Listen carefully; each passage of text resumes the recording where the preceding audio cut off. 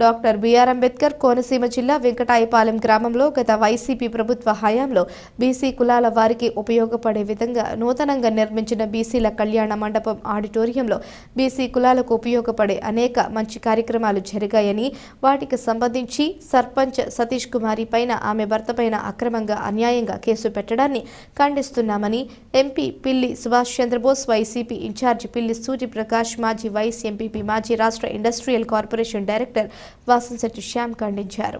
కూటమి ప్రభుత్వం కక్ష సాధింపు చర్యలకు దిగబోదంటూ రాష్ట్ర కూటమి ప్రభుత్వ నాయకులు ప్రచారం చేసుకుంటూ వెంకటాయపాలెం వైసీపీ సర్పంచ్ పైన ఆమె భర్త పైన అక్రమ కేసులు పెట్టడం ఎంతవరకు సమంజసమో విచారణ జరిపించాలని ఎంపీ పిల్లి సుభాష్ చంద్రబోస్ అన్నారు. ఈ విషయంపై జిల్లా ఎస్పీని కలిసి ఇప్పటి వరకు జరిగిన కార్యక్రమాల వ్యవహారంలో సర్పంచ్ ఆమె భర్తకు ఏ విధమైన సంబంధం లేదని విచారణ జరిపించి న్యాయం చేయాలని కోరామని, అందుకు జిల్లా ఎస్పీ సానుకూలంగా స్పందించారని, విచారణ చేసి న్యాయం చేస్తామని చెప్పారని అన్నారు.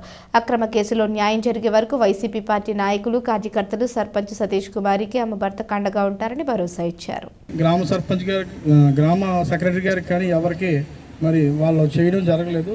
ప్రస్తుతం దాని మీద ఒక కాంట్రాక్ట్ వర్క్ జరుగుతున్నప్పుడు 100% పూర్తయిన తర్వాత పంచాయతీరాజ్ ఇంజనీరింగ్ డిపార్ట్మెంట్ వాళ్ళు సర్టిఫికేట్ ఇచ్చి కాంట్రాక్టర్ ద్వారా అక్కడ ఉన్నటువంటి ఏ సంస్థకు ఆధీనంలో ఉంటుందో, ఉదాహరణ గ్రామ పంచాయతీకి అప్పచెప్పాలంటే వాళ్ళకి సర్టిఫై చేసి కాపీ ఇచ్చి అప్పచెప్పిన తర్వాత మీరు ఈ ప్రయత్నాలన్నీ అప్పుడు మేము ఏదైనా మీ ప్రారంభోత్సవం అయిన తర్వాత మేము అక్కడ ఏ కార్యక్రమాలు చేసినా మీరు ఈ చట్టాన్ని ఉపయోగించి మీరు చేయాలనుకుంటే చేయొచ్చు. మరి ప్రజల అవసరార్థం మరి అక్కడ గ్రామంలో ఉన్న పెద్ద మనుషులు ఏదైనా ఒక వాతావరణం బాగాలేనప్పుడు తప్ప మరి ఇంత ఖాళీగా ఉంటుంది కదా, మరి దానికి ఇప్పుడంటే తలుపులు వేశారు, దాంట్లో కరెంట్ లేదు, నీరు లేదు, అలాగే టాయిలెట్స్ లేవు, ఏ విధమైన సౌకర్యాలు లేవు. ఉచితంగా ఎవరో ఏమన్నా బాబు ఈ రోజుకి మేము పెళ్లి చేసుకుంటామని చెప్పని మరి సైక్లోన్ టైంలోనే అడుగుతుంటే ఆ కార్యక్రమాలు అది యథావిధిగా ఎవరి ఆధ్వర్యంలో కాకుండా ఎవరు కాలేజ్ చేసుకుంటున్నారు. మరి ఇప్పుడున్న మరి మంత్రి గారు కూడా ఆ పెంచులోకి వచ్చి మరి పెళ్ళిళ్ళకి బర్త్డేలకి వచ్చి ఆశీర్వచనాలు కూడా ఆయన చేశారు, అలాగే వారి నాన్నగారు చేశారు. అలాగే మరి ఒక బీసీ కులాల వారు అక్కడ పెళ్లి చేసుకుంటే ఈ 3 సంవత్సరాల తర్వాత మరి ఇప్పటి వరకు ఎవరో ఏ అధికారులు కానీ, ఏ పోలీసు వారు కానీ, ఏ నాయకులు కానీ మరి అడ్డుపెట్టలేదు, ఏ కులాల వారు కానీ. మరి మొన్న 25వ తారీఖుని అర్ధరాత్రి 11:12 గంటలకి ఏదో మర్డర్ జరిగినట్టుగా మరి ఒక చిరుద్యోగి అయిన మరి సతీష్ కుమార్ గారి భర్తని అప్పటికప్పుడు అందులో తీసుకొచ్చి మరి ఆయన్ని ఇబ్బంది పెట్టి A2 కింద వేయడం అనేది ఎంతవరకు సమంజసమని అడుగుతున్నాం. అలాగే ఒక బీసీ కులాల వారు పెళ్లి చేసుకుంటే ఒక బీసీ కమ్యూనిటీ హాల్లో పెళ్లి చేసుకునే హక్కు వాళ్ళకి లేదా? అలాగే ఒక బీసీ సర్పంచ్ అయి ఉండి మరి ఆ విషయంలో అడ్డు చెప్పకపోవడమే ఆవిడ తప్ప. వాళ్ళు పెళ్లి చేసుకుంటే వెళ్ళి అడ్డు చెప్పితే మంచిదవునేమో. మరి వాతావరణం బాగాలేదు. 3 రోజుల క్రితం ఆ గ్రామ పెద్దల ఒత్తిడి మేరకు ఆ విధంగా మేము సహకరించాం తప్ప ఎవరో తాళాలు ఇవ్వలేదు, ఏం లేదు. అది ఇంచుమించుగా గ్రామ పంచాయతీ ఆస్తి. అంతకుముందు ఒక 2-3 దాతలు ఇచ్చారు కమ్యూనల్ పర్పస్గా. అందులో నాకు కూడా సంబంధం ఉంది, మా తల్లి గారికి. కమ్యూనల్ పర్పస్గా ఏ కులంలో సరే అక్కడ వివాహాలు వేడుకలు చేయాలని 1982 నుంచి క్రీస్తు పిల్లి అప్పారావు గారు మరి ఆ రోజు ఆడిటోరియం కమ్యూనిటీ హాల్ నిర్మించారు. దాని చరిత్రనంతా పూర్తిగా తెలుసుకుని మరి ఈ విషయాల్లో జోక్యం చేసుకోవాలని. అయితే ఇవి చిన్నవాడు కాబట్టి, వాళ్ళు చిరుద్యోగి కాబట్టి వాళ్ళని ఇబ్బంది పెట్టేస్తే మరి మీకు అనుకూలంగా రాజకీయాలు జరుగుతాయని చెప్పి మంత్రి గారు భావించొద్దు. ఎందుకంటే మరి మొన్న 23వ తారీఖు నవంబర్ నెలలో మరి తాలూకా సెటిబల్జీ సంఘం ఆధ్వర్యంలో మరి వన సమాధానం జరిగినప్పుడు మరి ఈ ప్రభుత్వానికి మరి నిద్రావస్థలు ఉన్నారేమో.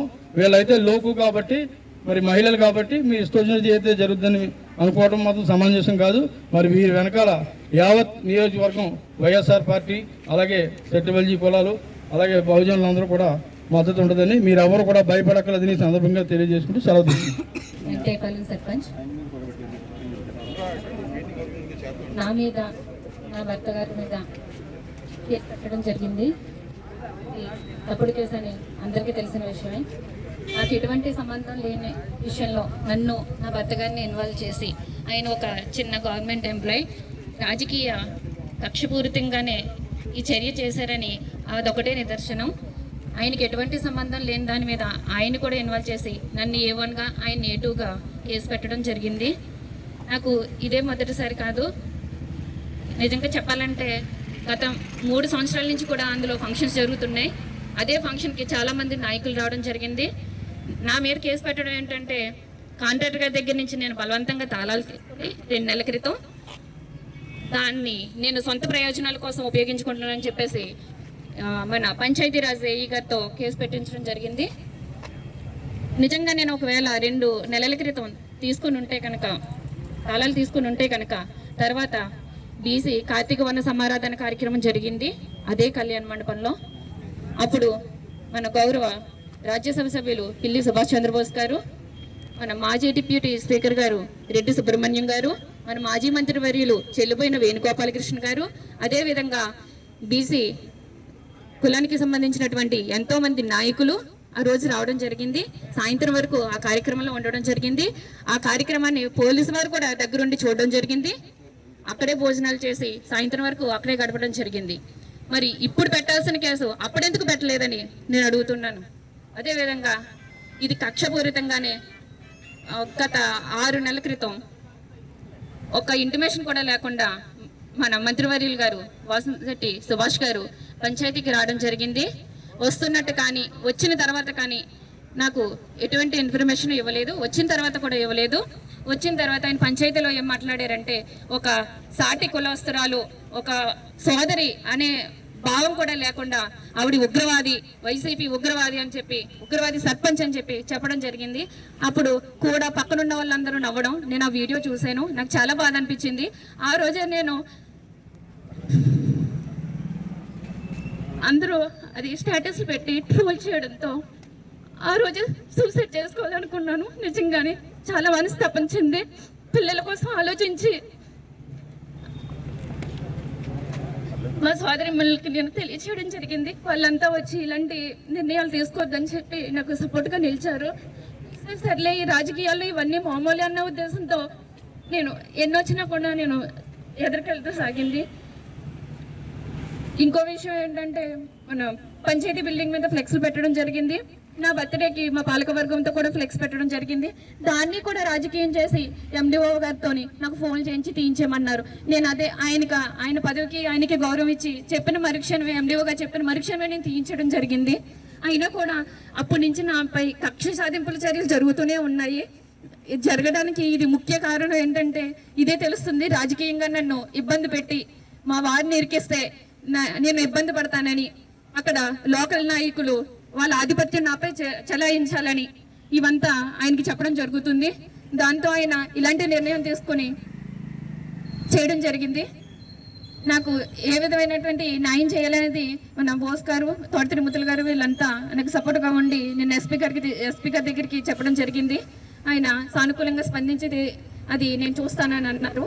మేము కూడా న్యాయపరమంగా చేసి అప్పుడు తప్పు ఉంటే చెప్పండి, మేమే అప్పుడు దానికి శిక్ష భరిస్తాము. తప్పు లేదంటే కనుక దానికి పరిణామాలు ఎదుర్కోవాల్సి వస్తుంది. అసలు కాంట్రాక్టర్ మీద నేను దౌర్జన్యంగా తీసుకుంటే హౌసింగ్ ఏఈ గారు ఎందుకు కంప్లైంట్ పెట్టాలి నా మీద? అయితే గత 3 సంవత్సరాల క్రితం జరుగుతుంది. 2 నెలలు కొని నేను నా అధికారాన్ని ఉపయోగించుకుని దుర్వినియోగం చేస్తే పంచాయతీరాజ్ ఏఈ గారు అయితే ఆ మూడు సంవత్సరాలు ఆయన చేశారా అని నేను అడుగుతున్నాను. నేను ఇదే దాని మీద నేను ముందుకెళ్తాను. మీ అందరికీ తెలిసి ప్రభుత్వం ఏం చేస్తుందో అనేది. ఈ 6 నెలల కాలంలో అభివృద్ధి సంక్షేమంపై ఎక్కడ దృష్టి పెట్టకుండా కేవలం ప్రత్యర్థి పార్టీ నాయకులపై తప్పుడు కేసులు పెట్టడం, వారిని హింసించడం ఒక ఆనవాయితీగా, ఒక అలవాటుగా ఈ కూటమి ప్రభుత్వం మార్చుకుంది. అందులో భాగంగా మన రామచంద్రాపురంలో ఉన్నటువంటి మంత్రి గారు దానికి అతీతుడేం కాదు. ఈరోజు ఇప్పుడే చూసాం, వెంకటాయపాలెం సర్పంచ్ గారు ఇప్పుడే మాట్లాడారు, పెద్దలందరూ కూడా మాట్లాడారు.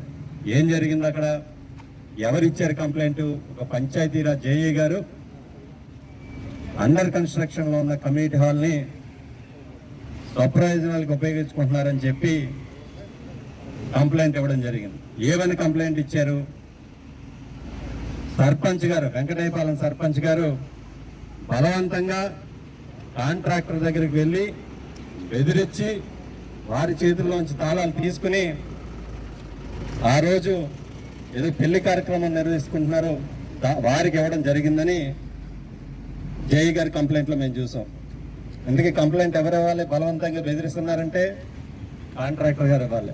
ఇక్కడ ఎవరిచ్చారు? సరే, కాంట్రాక్టర్ గారు పంచాయతీలో జేఈ గారికి ఏమైనా కంప్లైంట్ ఇచ్చారా? అది కూడా లేదు. సరే, కంప్లైంట్ ఇచ్చిన తర్వాత పోలీసు వారు కాంట్రాక్టర్ గారిని పిలిచి స్టేట్మెంట్ ఏమైనా తీసుకున్నారా? అది కూడా లేదు. కేవలం రాజకీయ కక్షతో సర్పంచ్ గారిపై కేసు పెట్టి వారి మీదే కాకుండా వారి భర్త అయినటువంటి ప్రభుత్వ ఉద్యోగి, ఒక చిన్న ఉద్యోగి ఆయన, వారిని కూడా ఏటుగా చేసి కక్షపూరితంగా ఈ మంత్రి గారు వ్యవహరిస్తున్న తీరు విధానం చూస్తుంటే ఒకసారి 4 రోజుల కాలం, మన 4 రోజుల నుంచి ఇక్కడ అక్కడ వాతావరణ పరిస్థితులు అనుకూలంగా లేవు. రైతుల పక్క ఇబ్బంది పడుతూ ఉన్నారు. అంటే విత్తనాలు దొరక్క, అది మనందరికీ తెలిసిన విషయమే. ఒక జిల్లా మంత్రి అయి ఉండి ఒక సమీక్షలు చేయకుండా, రైతులు ఆదుకోవాలనే ఉద్దేశం లేకుండా తప్పుడు కేసులు పెట్టడం, వారిని హింసించడం, వారిని వేధించడం, ఈ నియోజకవర్గంలో ఎక్కడ కూడా అభివృద్ధి సంక్షేమ కార్యక్రమాలపై దృష్టి పెట్టకుండా కేవలం మంత్రి గారు, అది ఒక సామెత ఉంది. ఏ సామెత? ఒక సామెత ఉంది, మీ అందరికీ తెలిసిందే. తెక్కలోడు తిరణాలకు వెళ్ళి ఎక్కి దిగాడంట. అంటే ఏమీ చేయలేదు, ఎక్కి దిగాడు మాత్రమే. అది ఉంది. ఇక్కడ నుంచి మంత్రి గారు ఏం చేస్తున్నారంటే రామచంద్రపురం నియోజకవర్గం నుంచి అమరావతి వెళ్ళడం, అమరావతి నుంచి మళ్ళీ రామచంద్రపురం రావడం. ఇది తప్ప ఈ నియోజకవర్గంలో ఎక్కడా కూడా అభివృద్ధి పనులు చేపట్టలేదు. ఖచ్చితంగా మేమందరం కూడా నిజంగా నిన్నే ఎస్పీ గారిని కలిసాం. దాంట్లో వాస్తవం అంటే మా సర్పంచ్ గారిని ఇప్పుడే అరెస్ట్ చేయండి అని ఎస్పీ గారు ఎదుర్కొన్నా కూడా మేము చేసి వారు సానుకూలంగా స్పందించారు. ఈ నియోజకవర్గం కాకుండా పక్క నియోజకవర్గం అనేటువంటి అధికారికి ఒక ఇన్వెస్టిగేషన్ అప్పచెప్పారు. మేము పూర్తిగా సహకరిస్తాం. వాస్తవం తేలితే మమ్మల్ని లోపలేయండి, తప్పని తేలితే ఎవరైతే ఇది ప్రేరేపించారో వారి మీద కూడా మీరు కేసులు పెట్టండి అనే సందర్భంగా డిమాండ్ చేస్తున్నాం. ఖచ్చితంగా 2 రోజులు ఊరుకుంటాం. ఎందుకంటే ఇక్కడ ఎస్పీ గారిని కలిసాం. ఈరోజు మేము ద్రాక్షారం పిఎస్ వెళ్లాల్సిన పోలీస్ స్టేషన్ వెళ్ళాలి. కానీ ఈరోజు మన్మోహన్ సింగ్ గారి సంతాప సభలు ప్రకటించారు కాబట్టి మేము ఆ కార్యక్రమాన్ని విరమించుకుని ఖచ్చితంగా ఈ కేసుని వెనక్కి తీసుకోకపోతే ఆమరణ నిరాహార దీక్ష కూడా చేపట్టే కార్యక్రమం త్వరలో చేపడతాం. వైఎస్ఆర్ కాంగ్రెస్ పార్టీ రామచంద్రపురం నియోజకవర్గం ఇన్ఛార్జిగా చెప్తున్నాను. ఈ నియోజకవర్గంలో వైఎస్ఆర్ కాంగ్రెస్ పార్టీ ప్రజలు కానీ, నాయకులు కానీ, కార్యకర్తలు కానీ ఖచ్చితంగా అండగా ఉంటూ వారిని కాపాడుకుంటానని ఈ సందర్భంగా హామీ ఇస్తూ సెలవు తీసుకుంటా ఉన్నాం. గ్రామ సెక్రటరీ ఉంటారు, డిప్యూటీ ఉంటారు, వాళ్ళు జవాబు ఇస్తారు. ఇంకా వాళ్ళకి హ్యాండ్ ఓవర్ చేయలేదు. గ్రామ పంచాయతీకి హ్యాండ్ ఓవర్ చేయలేదు.